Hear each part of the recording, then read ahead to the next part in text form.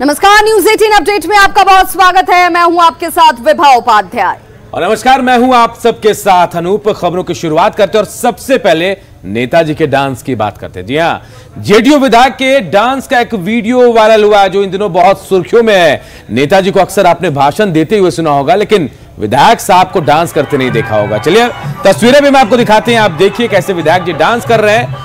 ये है जेडीयू के विधायक, गोपालपुर से जेडीयू के विधायक नरेंद्र कुमार नीरज उर्फ गोपाल मंडल एक बार ये सुर्खियों में है। इस बार नेताजी का अंदाज बिल्कुल भी अलग अलग अंदाज में बिल्कुल नजर आ रही है, क्योंकि उन्होंने काम ही कुछ ऐसा किया है। इसे देखकर पार्टी का सिर जो है शर्म से झुक गया है। जरा देखिए, जिस स्टेज पर खड़े होकर नेताजी कभी भाषण दिया करते थे, आज उसी स्टेज पर पाग पहनकर सीना तानकर नर्तकियों के साथ ठुमके लगा रहे हैं। इसे देखकर जनता ताली बजा रही है और विधायक जी भी अपने आप को किसी स्टार से कम नहीं समझ रहे हैं। जनता के सेवक का यह रूप जनता ने पहले कभी नहीं देखा था।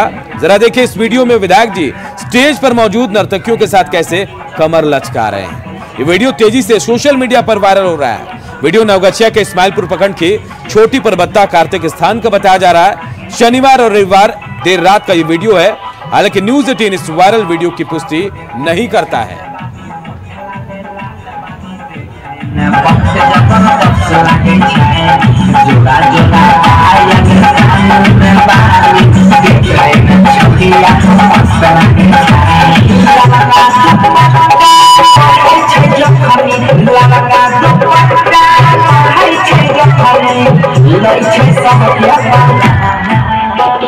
तो देखिए, बिल्कुल ये तस्वीरें जो हैं वो विधायक जी की तमाम स्तरों पर अब इस वक्त जब ये तस्वीरें सामने हैं तो उस पर चर्चाएं भी शुरू हो गई हैं और सवाल जरूर उठेंगे, क्योंकि जनता जब ऐसे लोगों को देख करके उनके आचरण को कहीं ना कहीं अनुकरण करती है, तो ऐसे में सवाल उठता है कि नेताजी ये कैसे भूल गए कि वो सार्वजनिक जीवन के साथ साथ जिस पद पर हैं उस पद की मर्यादा क्या कहती है। माताएं बहनों को, अपने समाज को दिल की गहराई से साधुवाद देता हूँ। बढ़िया से कार्यक्रम कराए, इसी तरह कार्यक्रम कराइएगा तो निश्चित रूप से 3 महीना हम प्रोग्राम करवाते हैं। तो आपको अच्छा कार्यक्रम है, कलाकार लोग बढ़िया कार्यक्रम किए। कलाकार को हमारे सहयोगी साथी लोग, मंत्री प्रमुख को लोग पगला रुपये सीखने ये भी मुझसे आफत हो गए। कहने पर सबको मैं दिल की गहराई से साधुवाद देता हूँ और क्रांतिकारी सलाम करता बंधु। क्रांतिकारी सलाम मैं इसलिए करता हूँ, मैं संघर्ष करते करते आप लोगों का आशीर्वाद से जगह पड़ा। आप लोग भी संघर्षी बने, इस झंडे को झुकने नहीं दे। आन शान की बात है।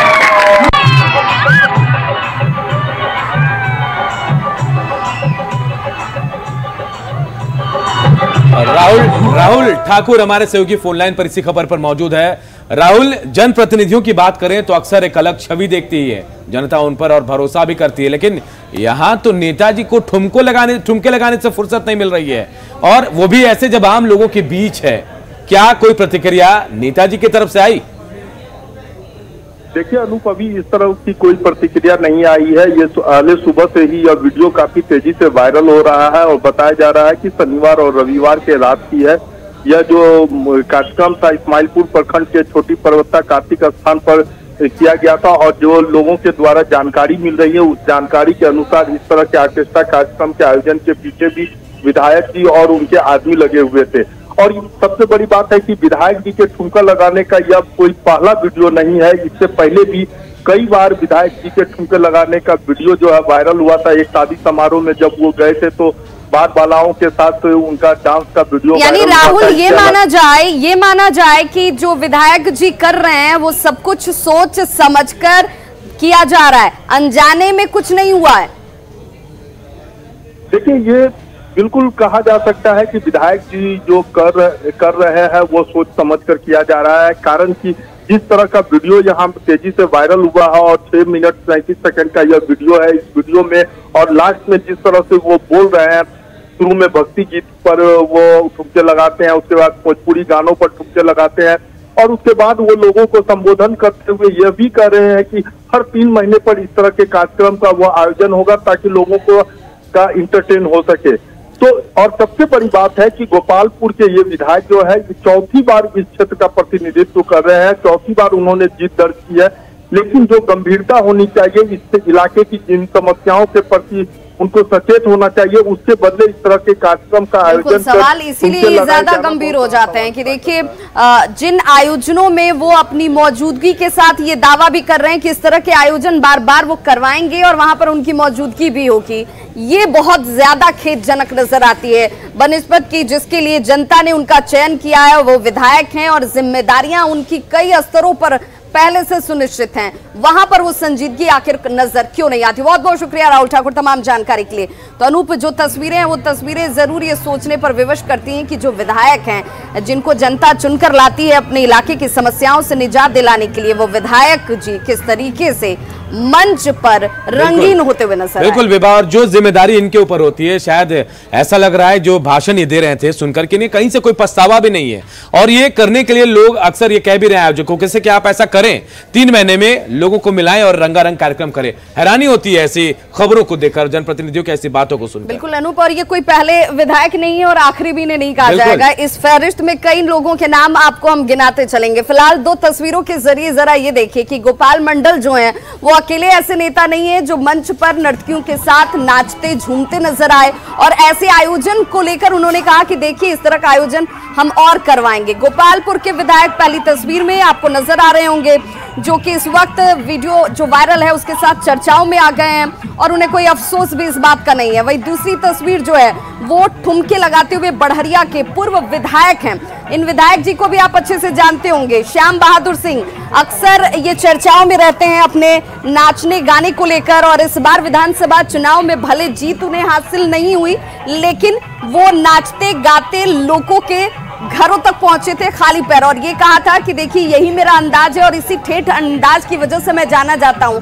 हालांकि जीत इस बार उन्हें नसीब नहीं हुई। हैरानी भी है, जो ये श्याम बहादुर सिंह है, जेडीयू के बहुत पुराने नेता हैं, विधायक भी रह चुके, इलाके में काफी फेमस भी हैं, लेकिन अक्सर उनकी ऐसी तस्वीरें, डांस की ऑडियो वीडियो जो वायरल होती हैं, वो अक्सर ऐसी तस्वीरें सामने आ जाती है। और देखिए इसी फहरिस्त में गोपाल मंडल का भी नाम आ गया है, वो भी बिल्कुल इसी नक्शे कदम पर आगे बढ़ते नजर आ रहे हैं। और इसीलिए सार्वजनिक जीवन में विधायक जी का आचरण कैसा हो, व्यवहार कैसा हो, इससे लेकर अब सवाल उठने लगे हैं। और क्या ये माना जाए कि तमाम तस्वीरें जो सामने आती हैं, हालांकि हम इसकी वीडियो की पुष्टि नहीं करते हैं, लेकिन इन तस्वीरों के साथ जो संजीदगी विधायक जी को दिखानी चाहिए थी वो संजीदगी उनकी तरफ से नहीं दिखाई जाती है। इसके उलट वो ये कह रहे हैं कि ऐसे आयोजन और कराए जाएंगे और मेरी मौजूदगी भी होगी, और आयोजकों को धन्यवाद देते हुए भी नजर आए। 2 तस्वीरों से विधायकों के आचरण, आचार और व्यवहार का अंदाजा लगाइए कि किस तरीके से ये जनता का प्रतिनिधि होने का दावा करते हैं। अपने आप में बहुत सारी कहानी करिए 2 तस्वीर विवाह, और देखिए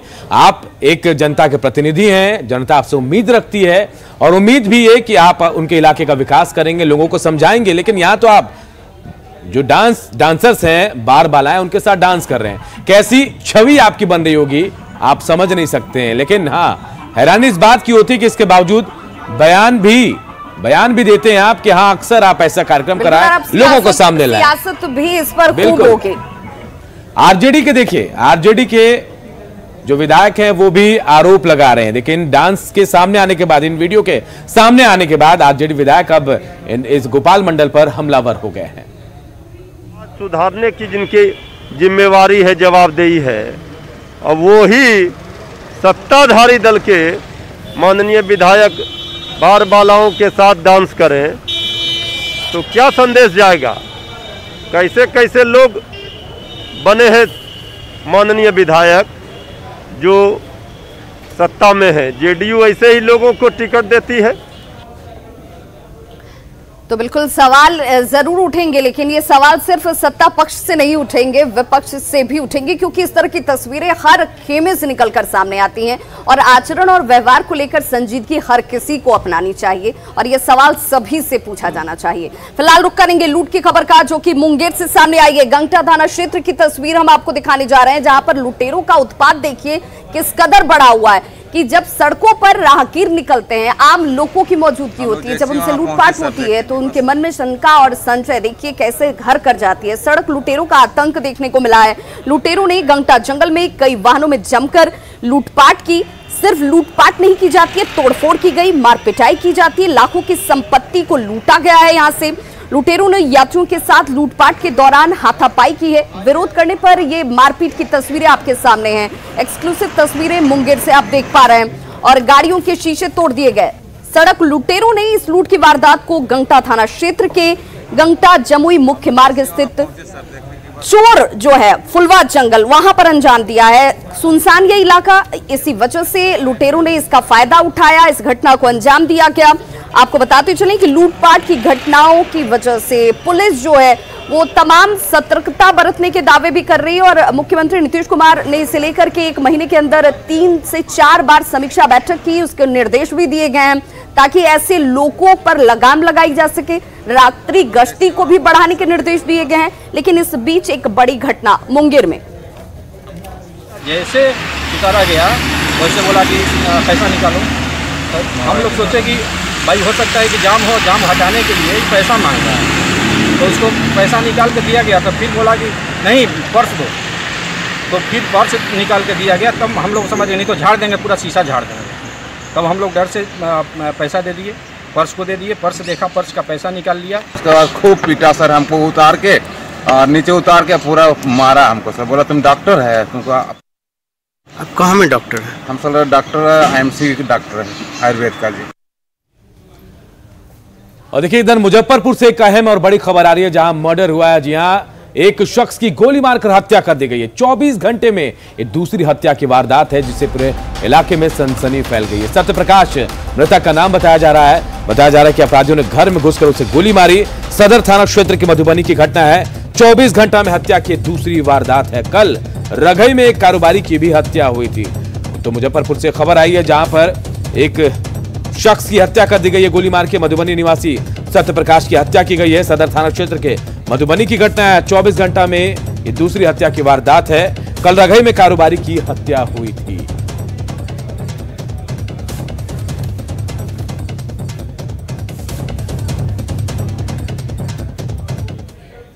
और चलिए भी एक ऐसी तस्वीर बेगूसराय से आपको दिखाते हैं जहां पर शराब कारोबारियों का खुले तौर पर यह कहना है कि उनकी सांठगांठ जो है वो पुलिस वालों के साथ होती है। वो कैसे पुलिस वालों को मैनेज कर लेते हैं और पूर्ण शराबबंदी वाले बिहार जैसे राज्य में भी शराब जो है वो बन भी रही है, बिक भी रही है। हालांकि उस पर लगाम भी लगातार कसी जा रही है। लेकिन इसके बीच न्यूज़ 18 इस वीडियो को जो हम दिखा रहे हैं उसकी पुष्टि हम नहीं करते हैं, लेकिन तस्वीरें अपने आप में सवालों को जरूर जन्म देती हैं। और इसे लेकर के फिलहाल जब तस्वीरें सामने है तो शराब कारोबारी ये साफ कह रहा है कि पुलिस वालों को मैनेज करता है, शराब को बनाता है और इलाके में बदस्तूर इसकी सप्लाई भी की जाती है। इसके बदले पुलिस वालों को वो पैसे देता है। नजराने, जिस शब्द का इस्तेमाल किया जा रहा है, नजराना दिया जाता है। न्यूज़ 18 हालांकि इस वायरल वीडियो की सत्यता की पुष्टि नहीं करता है, लेकिन इस वायरल वीडियो के साथ सवाल जरूर कि पुलिस को क्या पुलिस वाले, कुछ पुलिस वालों की वजह से पूरा का पूरा महकमा बदनाम हो रहा है।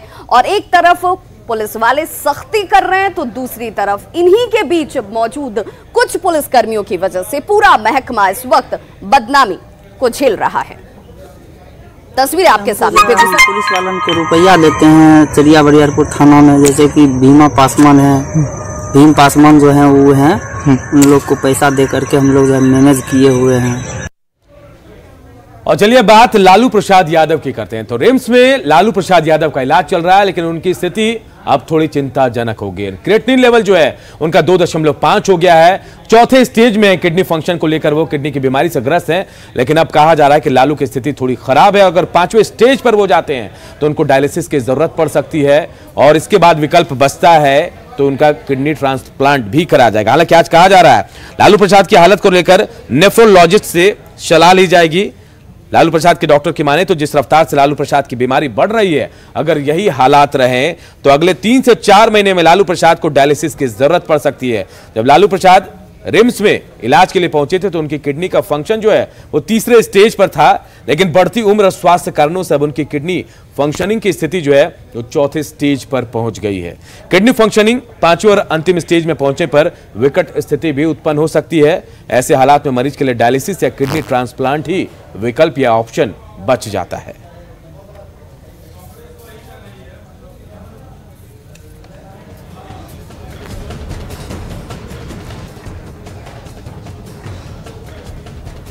तस्वीरें आपके सामने भी हैं और वो उस वक्त की तस्वीरें हैं जब लालू प्रसाद को शिफ्ट किया जा रहा था रिम्स के पिंक वार्ड में। और अब चिंता इस बात की लेकर कि लालू प्रसाद जो कि कई गंभीर बीमारियों से इस वक्त जूझ रहे हैं, उसमें उनका क्रेटिनाइन लेवल जो है वो 2.5 पहुंच गया है, यानी कि संक्रमण जो है वो किडनी में ज्यादा बढ़ता हुआ। और अब क्या उन्हें डायलिसिस लेने की जरूरत आन पड़ी है और इसी वजह से अब जो रिम्स के निदेशक हैं वो ये कह रहे हैं कि इसे लेकर के एक बार फिर से गहनता से जांच की जाएगी।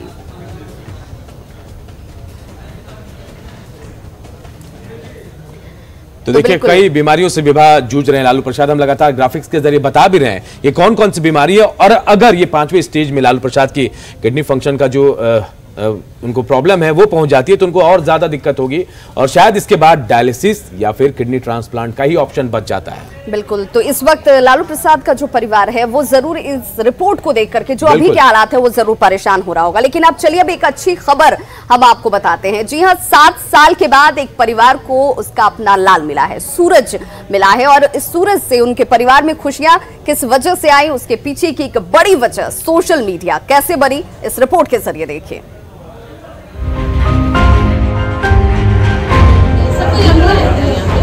गले में फूलों की माला पहना ये बच्चा, सूरज नाम है इसका। इसकी आरती उतारी जा रही है क्योंकि परिवार का अंधियारा दूर करने अब उनका सूरज सामने खड़ा है। 7 साल पहले नोएडा में ये गुम हो गया था। कहाँ रहे 7 वर्षों तक? होम में। होम में किस तरह से रखा जा रहा था? अच्छे से रखा जा।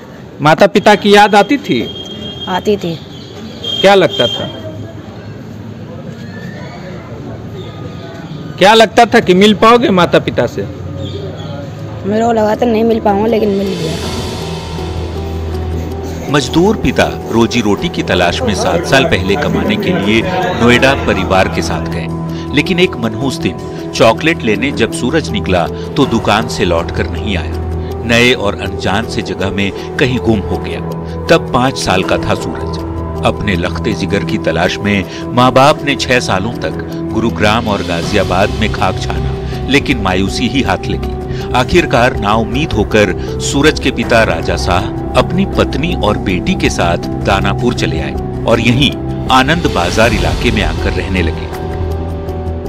हमको तो लगता था कि मिल जाएगा, भगवान के हाथ में हो गया था, लेकिन अब बच्चा मिल गया, बहुत खुशी की बात है। कैसे गायब हुआ था? जी हम काम करने गए थे मजदूर, ये दुकान गया था, दुकाने पर से गुम हो गया था ये।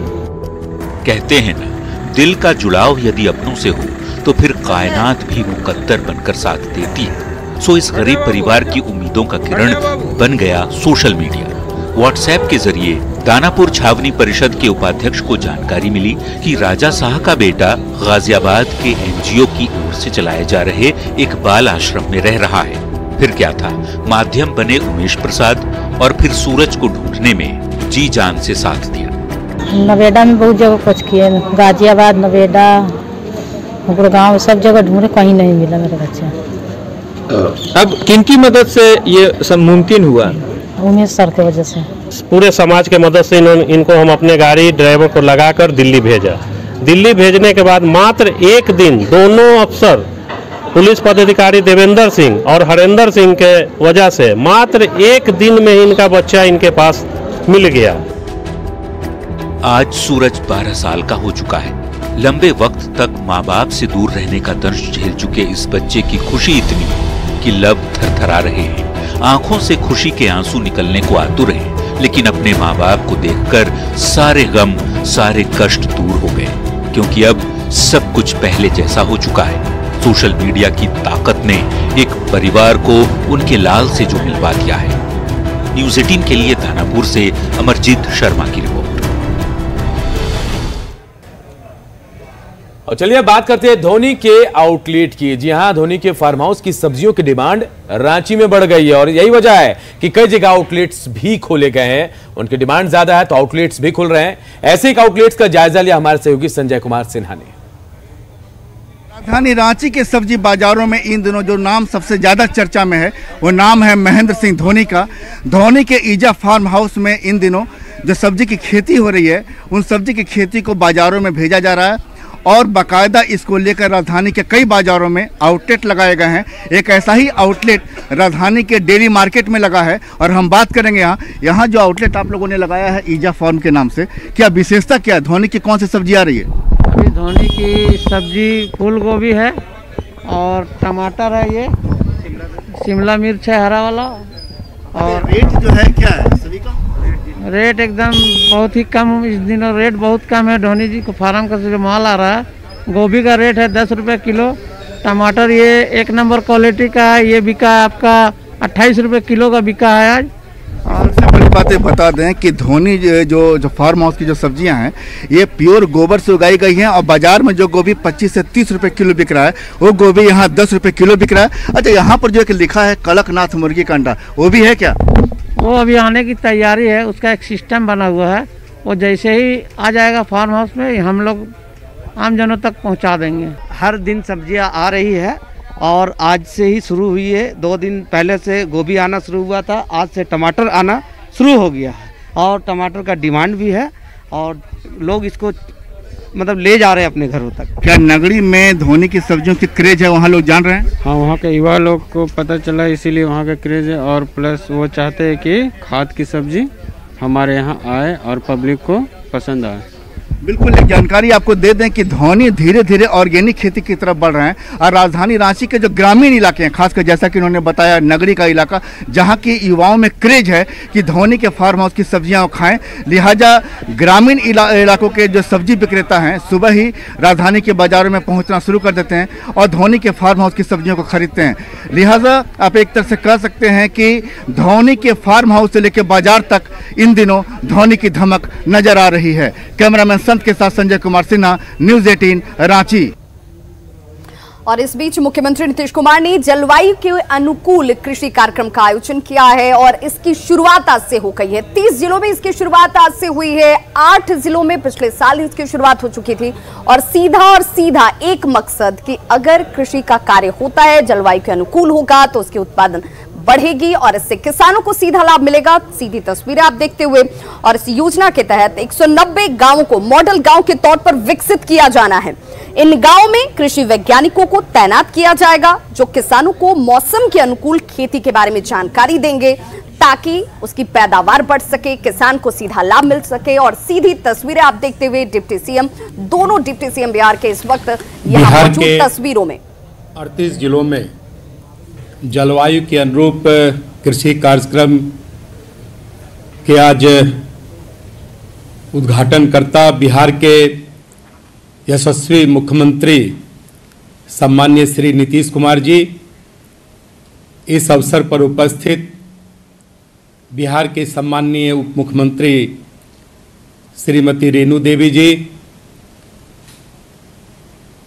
इस अवसर पर उपस्थित बिहार के सम्माननीय कृषि मंत्री श्री अमरेंद्र प्रताप सिंह जी, इस अवसर पर उपस्थित बिहार के वरिष्ठ मंत्री श्री विजय कुमार चौधरी जी, इस अवसर पर उपस्थित परामर्शी श्री अंजनी कुमार सिंह जी, मुख्य सचिव श्री दीपक कुमार जी, कृषि सचिव श्री एन सर्वनंद जी, उनके तमाम सभी कृषि विभाग के अधिकारीगण और इस कार्यक्रम से जुड़े बिहार के विभिन्न कृषि विज्ञान केंद्र के वैज्ञानिक एवं अधिकारीगण तथा विभिन्न कृषि विश्वविद्यालय से जुड़े वैज्ञानिक एवं कृषि सलाहकार मित्रों, वास्तव में बिहार जब झारखंड और बिहार दो राज्यों में बटा तो उसके बाद से ही यह लगातार चिंता हो रही थी कि हमारे सभी प्रमुख खनिज झारखंड चले गए हैं, उसके बाद बिहार किस दिशा की ओर बढ़ेगा। हम धन्यवाद देते हैं अपने यशस्वी मुख्यमंत्री जी को कि लगातार कृषि के क्षेत्र में उनकी चिंता, जिनकी अगुवाई में हम सबों ने बिहार को एक स्वर्णिम युग में लाया है, और उस चिंता को श्री विजय कुमार चौधरी जी ने अभी चर्चा भी की